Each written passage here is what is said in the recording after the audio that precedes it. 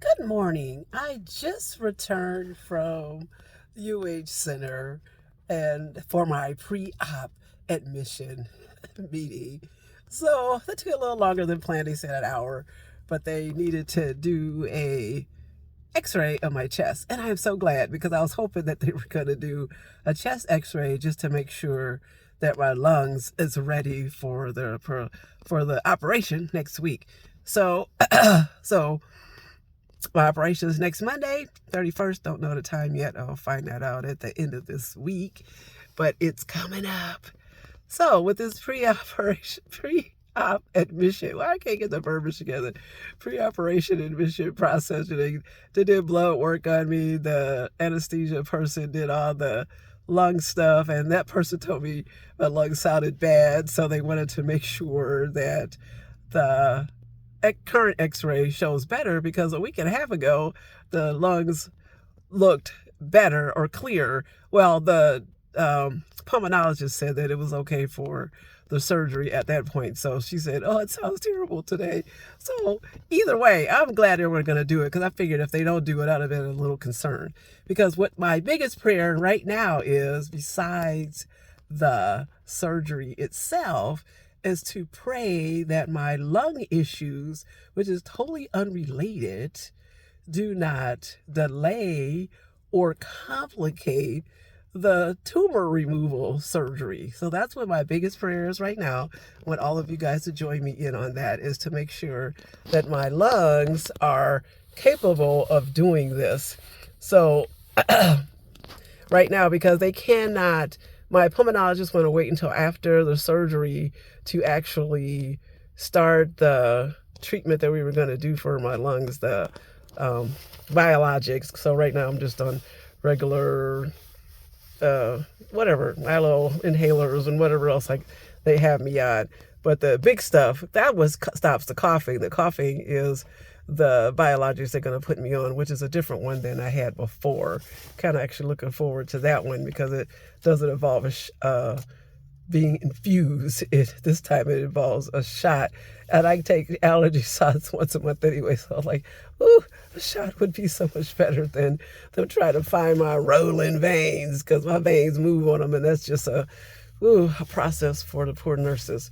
So we want to make sure then back to the surgery, that when they do it, that God directs them on what needs to be taken out. They take out the whole tumor, and they're going to take a slice of my stomach out too, to make sure that the cells that are connected with the stomach are not there too. So we want to make sure any cells that are involved with the tumor are totally removed.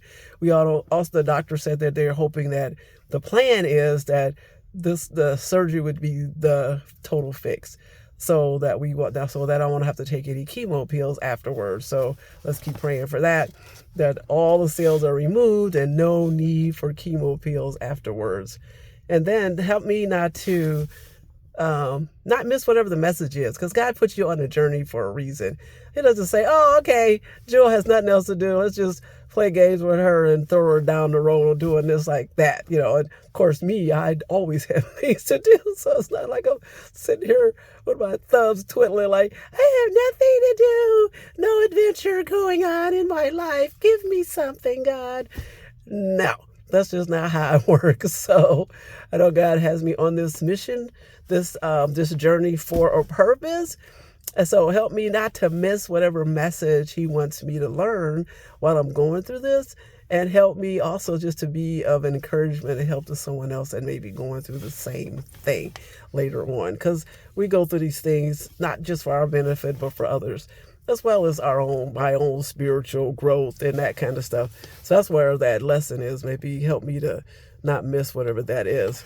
So just keeping it short today, I'm going to give you my favorite scripture. I'm sure I've probably used this before in one of our other videos, but here's my favorite scripture. A lot of you know it because you heard me talk about this. It's James 1:4-8. And it says, just consider it pure joy, my brothers and sisters, whenever you face trials of many kinds, because you know that the testing of your faith produces perseverance. Let perseverance finish its work so that you may be mature and complete, not lacking anything. If any of you lacks wisdom, you should ask God, who gives generously to all. To give generously, where am I at? To all without finding fault, and it will be given to you. But, when you ask, you must believe and not doubt. Because the one who doubts is like a wave of the sea blown and tossed by the wind. That person should not expect to receive anything from the Lord. Such a person is double-minded and unstable in all they do. So here we are, less than a week away from the surgery. And also pray, just because of the lung, like I said, the delay because the anesthesiologist said if there is something wrong with the lungs, they're definitely going to cancel.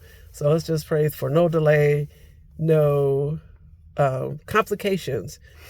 So, however, if God says that we need to delay, then we need to delay. So I'll just go with that.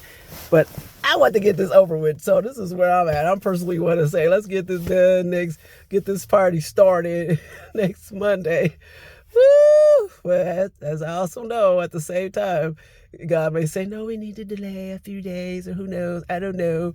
So I'm praying that that x-ray today says, okay, we all good. And she was saying no problems, because she was just saying that what she heard through her stethoscope, that it didn't sound good to her. So, hey, it's always one of those opinion things. So let's say, x-ray, we all good. Next Monday's the day we get this party started. Then I'll just talk to you next week about being laid up in the hospital and what that feels like.